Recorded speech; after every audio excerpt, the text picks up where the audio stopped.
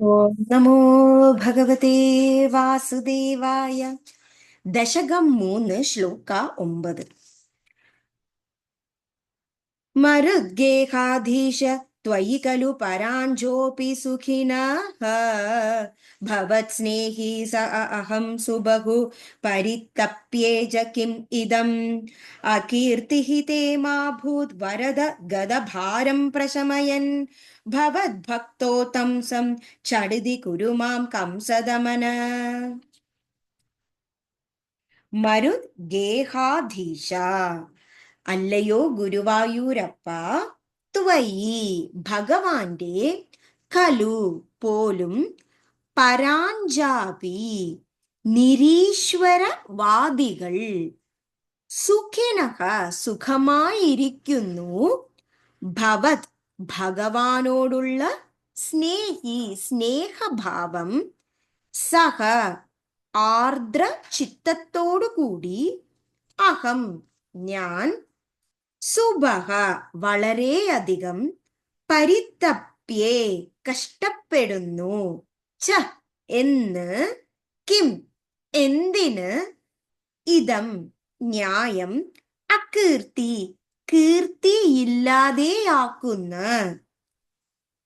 He കൂടിയ, തേ ഭഗവാന്, മാ പാടില്ല, ഭൂത് അങ്ങനെയാവാൻ, വരദ വരങ്ങൾ തരുന്നവൻ, ഗദഭാരം ദുഃഖം രോഗം എന്നിവയാകുന്ന ആ ഭാരം, പ്രശമയൻ കുറയ്ക്കുവാൻ ശമിപ്പിക്കുവാൻ, ഭവത് ഭഗവാന്റെ, ഭക്തോത്തംസം ഭക്തന്മാരിൽ അഗ്രഗണ്യൻ, ഛടിതി പെട്ടെന്ന്, കുരു ആക്കി തീർക്കുക, മാം എന്നെ, കംസദമന കംസനെ കൊന്നവനായ ഗുരുവായൂരപ്പ. മദ്ഗേഹാധീശ ത്വയി ഖലു പരാഞ്ജോപി സുഖിനഃ ഭവത്സ്നേഹി സോഹം സുബഹു പരിതപ്യേ ച കിമിദം അകീർത്തിസ്തേ മാ ഭൂത് വരദ ഗദഭാരം പ്രശമയൻ ഭവദ്ഭക്തോ തം സം ഛടിതി കുരു മാം കംസദമന. അയ്യോ ഗുരുവായൂരപ്പ, ഭഗവാന്റെ ഭക്തിയിൽ നിന്നും വേറിട്ട് നിരീശ്വരവാദികളായി ജീവിക്കുന്നവർ ഏറ്റവും സുഖം അനുഭവിക്കുന്നു.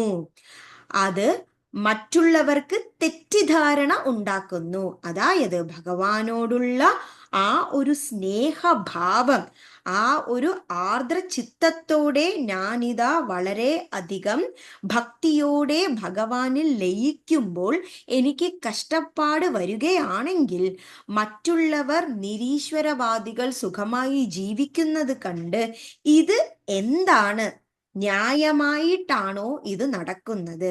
അതായത് നിരീശ്വരവാദികൾ സുഖമായിരിക്കുന്നു, പരമഭക്തിയായ ഞാനിതാ കഷ്ടപ്പെടുന്നു, ഇത് ന്യായത്തിന് അപ്പുറത്തെ കാര്യമാണ്. ആ ഒരു അകീർത്തി ഭഗവാനിന് ഉണ്ടാകാൻ പോലും എനിക്ക് ഇഷ്ടമില്ല. അതിനാൽ ഭഗവാനായ ആ ഒരു ശക്തി വരങ്ങളെ തന്നിട്ട് എനിക്കുള്ള എല്ലാ ദുഃഖങ്ങളും രോഗങ്ങളും ആ ഭാരങ്ങളെ മുഴുവൻ ഭഗവാൻ തീർത്തു തരണം. അത് കുറച്ചുകൊണ്ട് ഭഗവാന്റെ ഭക്തന്മാരിൽ അഗ്രഗണ്യനായി എന്നെ ആ ഒരു സ്ഥാനം തരേണ്ടതാണ്.